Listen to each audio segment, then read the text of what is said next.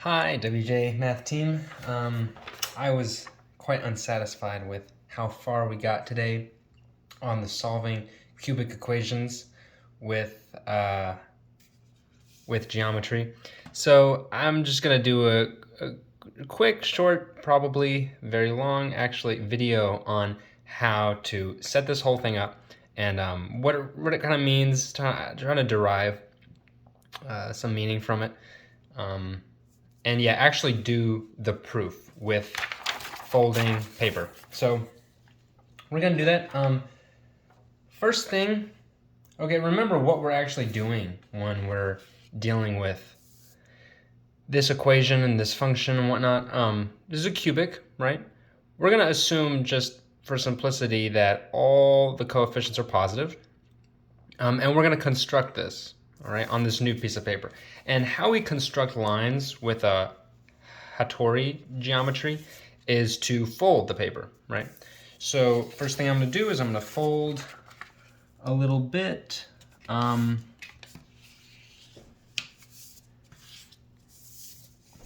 just made that crease, right?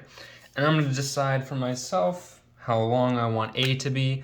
I'm gonna let A be this long. I'm just gonna let it be that long. And then I'm gonna draw a perpendicular to it. I'm gonna make B perpendicular to it, all right? And how we make these perpendiculars is by, finding that point there, matching the crease up, right? And then folding it straight like that, right? And now we have a perpendicular. I'm gonna decide how long B is gonna be. I'm gonna let B be about that long. And I'm gonna make another perpendicular. First I'll label this, this is A. This is B. Then we're gonna make another perpendicular. Take that, right? We have another perpendicular. We're gonna construct C now. And notice that, I'm constructing these arbitrarily just to make my math a little bit easier when I get to it, but you can take arbitrary measurements and do this yourself. And actually, you can do it with like millimeters, right? If you have a ruler, you can measure out how many millimeters you want everything to be and figure it out. But I'm just gonna make it so it's quite easy to show. And I'm gonna label this side again as well. This is C. All right, and then we're gonna make our last side by once again folding this, making a perpendicular. I can't tell if that's, yeah, it looks about right to me, right? Now we have this, right?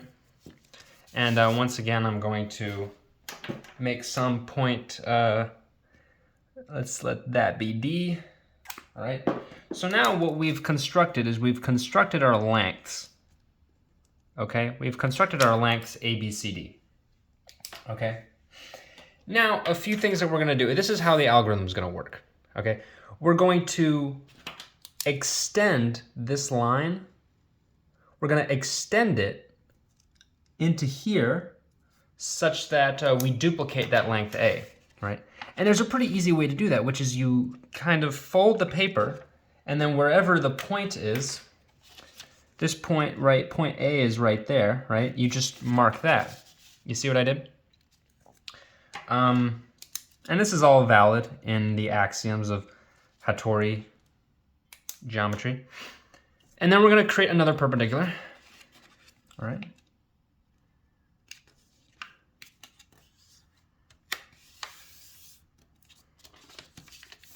Okay, now we're gonna do this again for D. Okay, for this length D, we're gonna do this again. We're gonna try to extend it until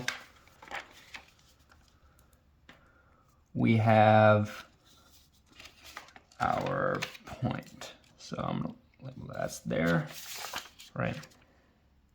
You see what I did? I flipped that over, right? I made that length right there. You see? This is just another A, this is just another D, you see?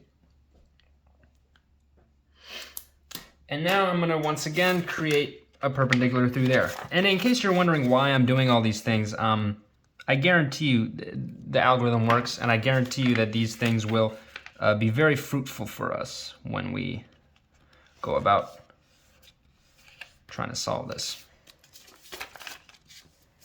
All right, so now we're left with this. And if you remember, one of the key axioms that we were dealing with in the Hattori geometry, one of the key axioms, like axiom number 6, was this axiom that said, given 2 points, and in this case our points are going to be this one, label it P, and this one, label it Q, is that these points, you're guaranteed to be able to match them onto these lines. And I'm gonna darken these lines in a very particular way. I'm gonna kind of darken them like this.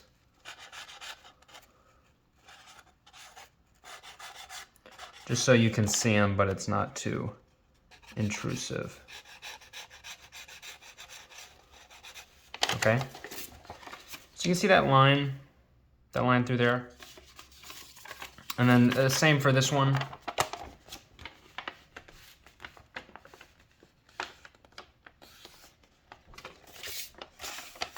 Same with this one, right?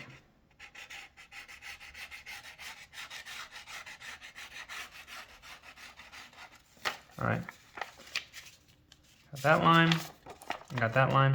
And I know you're probably wondering, well, why are we doing all these things? I mean, how is this going to be guaranteed to reveal our solution? Well, remember that the key purpose of doing all these things is to create these similar triangles, right? What we want to do is we want to somehow create similar triangles, which is the same thing as just creating a 90-degree angle for which the lines bounce off of, right? Looking back into our example here, right, what we want to do, the key thing that we want to do is create these 90-degree angles. Because once we create those 90-degree angles, we have that this length A and this length is AR. This little length is some arbitrary E. This length is ER. And this length is D over R, right? So going back to our working example, now what we want to do is we want to find solutions to this, okay? And finding solutions to this is the same thing as finding, locations where we can map these points to. And this requires a little bit of patience because you have to kind of fold the paper, try to get it all to work beautifully, which it almost always refuses to do. But eventually you can get it. And you can get it to work quite smoothly, given an exorbitant amount of time. And what's nice is that sometimes these lines go off the paper. So sometimes you can't always find a solution, which makes it all the better. So let's see, maybe I think I can find one. No, that's not right. Oh, here's one. Here's a solution. So you see how I found the solution? I lined it up so that way these 2 points satisfy. So this point P right here is along the line, and then where's the other point Q is on the other line. You see that? And so I'm actually gonna nail this crease down. Okay, so we got that. I'm gonna actually cement that crease. Okay. See that crease that I made? That crease that I made to fold those 2 points, points P and points Q. Okay. I'm gonna highlight this crease because this is a very, very important crease. okay? This crease right here, I'm gonna highlight it.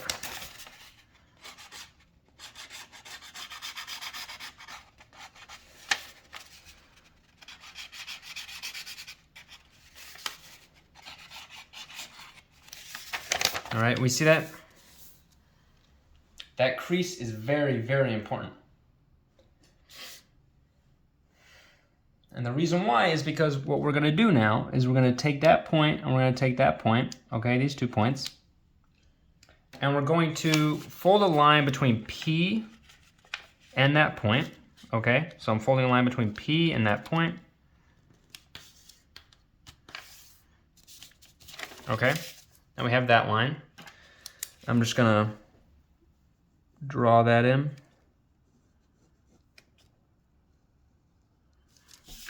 And then I'm gonna make a line between Q and that other point. Okay, so Q and that point, it'll work eventually. There we go. Okay, Q and that point, okay, and I'm gonna once again darken that line. You see what we've done? Notice, this is a 90-degree angle, right? This is a 90-degree angle. It's worked. And because that's a 90-degree angle, we have that, okay, if this side length is A, right? That side length is A. This side length is AR. This angle's theta. That angle's theta, and that angle's theta, because they're all similar triangles. And because they're all similar triangles, if I label this length E, I can label that length ER,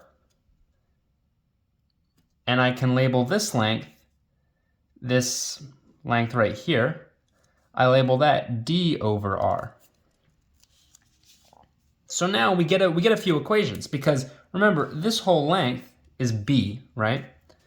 So now we have B equals AR plus E. And then we also have that, you know, this whole length is C, right? So now we have C equals ER plus D over R, right?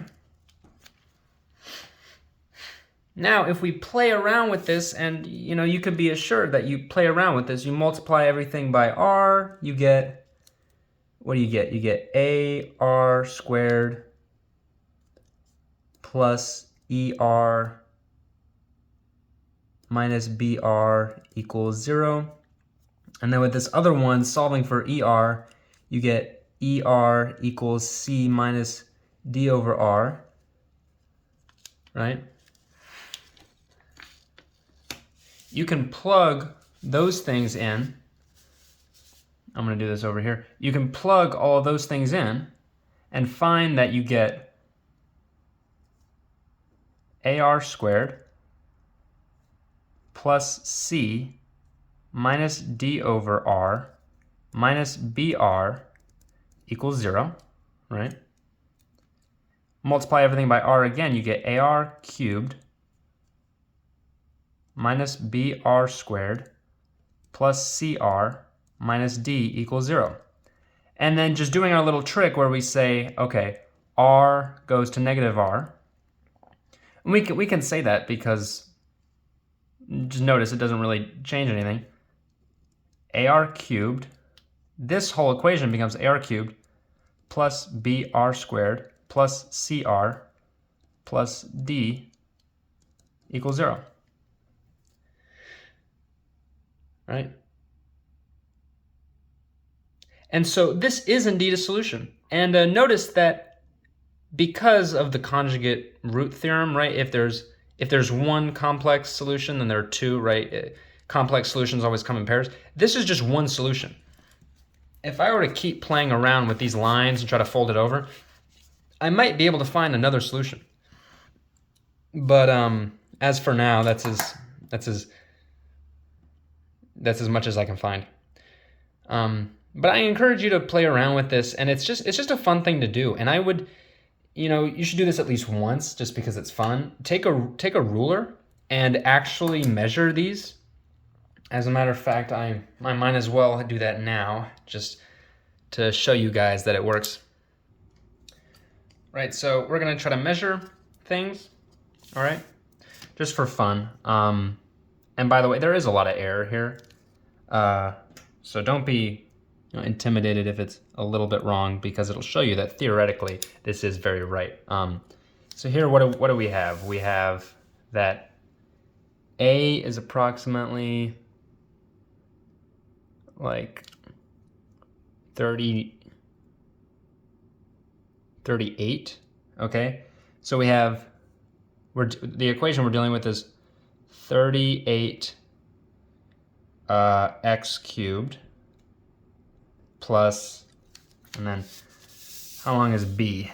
B is approximately like 89. Okay, so 89 x squared. And then C is approximately 56 plus 56 x plus, and then this is D is about, say, 43, right? Approximately 43 equals 0. So this is the equation that we just solved, right? That's the equation that we just solved with this whole mess. All right. So, and now we have to find our R, right? So this is A times R, and we see that A times R is approximately 74. Okay, so A times R equals 74, right? Which means 38 times R equals 74. So R is approximately, R is approximately 1.94736, okay? But notice that we actually did a little flipperoo, right? So we flipped the sign, so R is actually equal to approximately negative 1.94736, okay? So this is our value for R. Notice that when we plug this in to Desmos, we get that the true solution is approximately negative 1.8783. And that is very, very close, given I eyeballed all the measurements with my phone's camera and I sloppily just folded some lines. And it turns out this actually is the only real solution. So yeah, feel free to play around with this and get a much bigger piece of paper. All right. See you guys next Tuesday.